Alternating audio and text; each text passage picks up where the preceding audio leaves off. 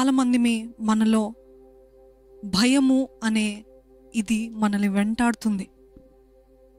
అర్థం కాదు చాలామందికి ఏంటిదంటే అదెంతో నాశనకరమైనది. భయం అనేది చాలా నాశనకరమైనది. అసలు ఎంత నాశనకరమైనది ఈ భయము అనేది మీరు గ్రహిస్తే నిజంగా అప్పుడు అర్థమవుతుంది. Why did God have to say 365 times 365 సార్లు భయపడద్దు అని ఎందుకు అన్నిసార్లు చెప్పాల్సిన అవసరం ఎందుకు వచ్చింది అనేది ఈరోజు మనకు అర్థమవుతుంది. చాలామంది మరి ముఖ్యంగా as we're in the season of writing exams are expecting results, చాలామంది ఎగ్జామ్స్ రాస్తున్నారు, రిజల్ట్స్ కోసం వెయిట్ చేస్తున్నారు. చాలామంది ఇంటర్వ్యూస్ ఇచ్చారు, రెజ్యూమేస్ ఇచ్చారు, జాబ్ కోసం వెయిట్ చేస్తున్నారు. చాలామందికి కుటుంబాల్లో నా కుటుంబము, నా బిడ్డలు ఏమైపోతారో, నా బిడ్డలు నాశనం అయిపోతారేమో, నా బిడ్డలు పక్కదారి పడతారేమో, నా బిడ్డలు దేవునికి దూరం అయిపోతారేమో, నా భర్త దూరం అయిపోతాడేమో, నా భార్య సరిగా చేయట్లేదు, ఏమైపోతుందో నా కుటుంబము అని భయము అందరికీ. దిస్ ఫియర్ అనేది ప్రతి ఒక్కరిని ఏదో ఒక రీతిగా వెంటాడుతుంది.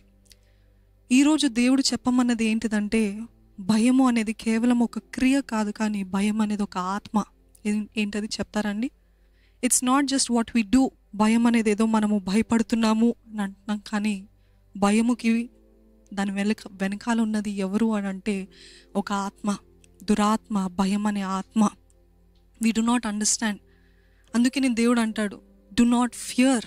అంటే దురాత్మకి చోటు ఇవ్వకండి, దురాత్మకి స్థానబలం ఇవ్వకండి, దురాత్మకి మీ జీవితంలో అవకాశం ఇవ్వకండి అని అంటున్నాడు. ఎందుకు అన్నిసార్లు చెప్పాల్సి వచ్చింది దేవుడు అంటే, every person has to go through fear. ప్రతి వ్యక్తి కూడా భయం గుండా వెళ్ళాల్సిందే, భయం లేకుండా. కానీ భయాన్ని జయించే వారే నిజంగా విజయశీలులు. There are levels of fear that Satan uses to oppress people. అపవాది వాడుకునే ఆయుధము ఏంటిది అని అంటే బాధ పెట్టాలని, కింద స్థాయిలో ఉంచాలని, ముందుకు వెళ్లకుండా చేయాలని, ఉన్న స్థానంలోనే ఉండి మనము అదే పరిస్థితులు, అదే జీవితము, ఇంకా no trying to attempt greater things. జీవితంలో ఏదైనా సాధించాలి అనే అవకాశం కూడా లేకుండా చేయడానికి ఎన్నో రీతులుగా ప్రయత్నిస్తూ ఉంటాడు. మొదటిగా ఈ భయము మనల్ని వెంటాడుతుంది ఏంటిదంటే ఫియర్ ఫ్రమ్ పాస్ట్ ఫెయిలియర్స్. గతంలో జరిగిన సంఘటనలు బట్టి మనకి భయంకరమైన భయము మనల్ని వెంటాడుతుంది. ఒకసారి ప్రయత్నించానండి, 2 సార్లు ప్రయత్నించానండి, ఎన్నోసార్లు ప్రయత్నించానండి, ఇంకా నాకు జయము రావట్లేదు కాబట్టి భయము మనల్ని వెంటాడుతుంది. Do you have the fear from past failures? ఏదైనా కొత్తది ఏమైనా సాధించాలి అనే తలంపు దేవుడు పెట్టినప్పుడు, కొత్తది ఏమైనా చేయాలి, attempt great things for God. గుర్తుందండి అది? Attempt great things for God, expect great things from God అని ఒక గొప్ప దైవజనులు, గాడ్ స్టూడెంట్లు చెప్పారు. అని అంటే దేవుని కోసం గొప్ప వాటిని అటెంప్ట్ చేయండి. You have to do something for God. అదే రీతిగా మీరు ఎప్పుడైతే దేవుని కోసము అటెంప్ట్ చేస్తారో, దేవుని కోసం ఏదైనా చేయాలి అని సాధిస్తారో, అప్పుడు గొప్ప వాటిని ఎదురు చూడొచ్చంట. Are you attempting great things for God? You know the biggest hindrance, పెద్ద ఆటంకము ఏంటిది మనము ముందుకు వెళ్ళకుండా దేవుని సేవ నిమిత్తమై, లేకపోతే మన జీవిత భవిష్యత్ నిమిత్తమై, మన కుటుంబంలో కూడా ముందుకు వెళ్ళలేని పరిస్థితి ఏంటిది అంటే, నేను గతంలో ప్రయత్నించాను, విఫలం అయిపోయాను, నేను గతంలో చేశాను, but I couldn't do it, so I don't think I can do it again.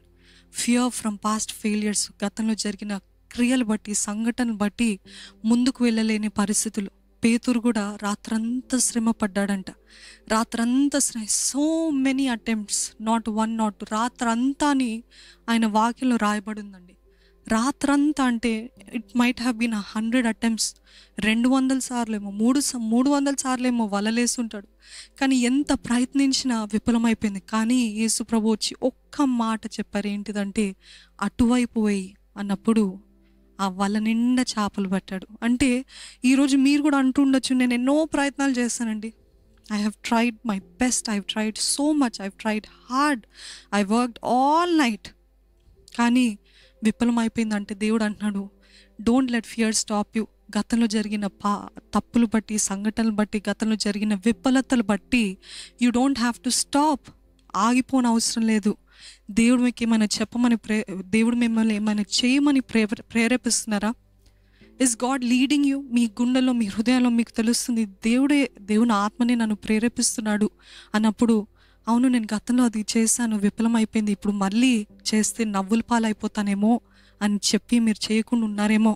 అయితే దేవుని ఆత్మ మరలా మిమ్మల్ని హెచ్చరిస్తుంది, మిమ్మల్ని నడిపిస్తుంది, మీకు చెప్పమంటున్నాడు ఏంటిదంటే, do it, attempt great things for God. దేవుని కోసం సాధించండి. భయము, మనుషుల మాటలు, వీరేదంటారు, అదేం జరుగుతుంది, నా చేతిలో డబ్బులు లేవే, నేను ముందుకు ఎలాగ వెళ్ళగలను అని అంటే దేవుడు అంటున్నాడు, నా కోసం ఒక్క అడుగు వేయండి.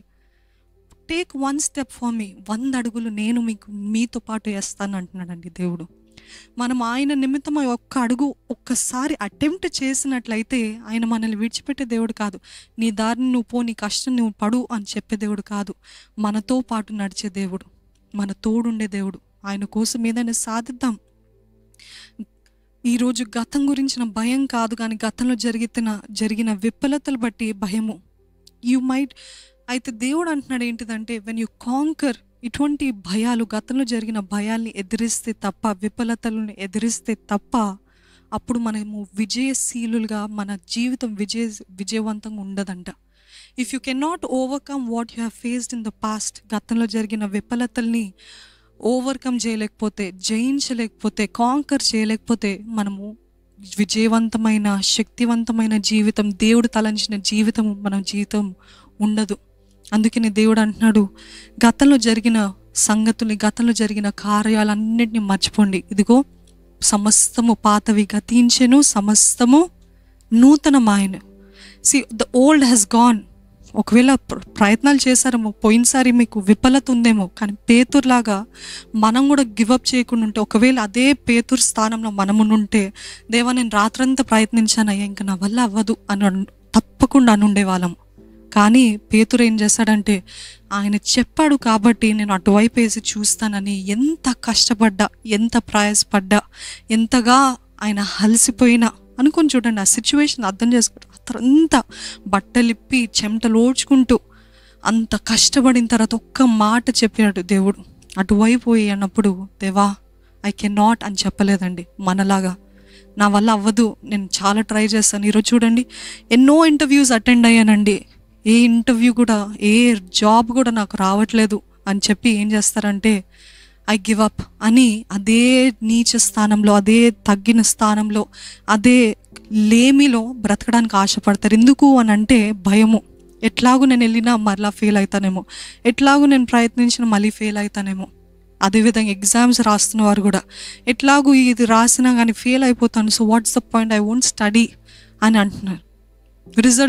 రిజల్ట్స్ ఏమన్నా తేడాగా రాగానే ఇంకా దేవుడు లేడు, దయ్యం లేడు, ఇంకా నా జీవితమే వ్యర్థం అనుకుంటూ, ఏదో మీ జీవితం అంతా మీ ఎగ్జామ్స్ పైన, మీ రిజల్ట్స్ పైన ఆధారపడినట్టు భావిస్తుంటారు. దయచేసి అవి మన జీవితంలో ఒక భాగము మాత్రమే అని జ్ఞాపకం చేసుకోవాలి. It's just a part of our life, కానీ అదే మన జీవితం కాదు.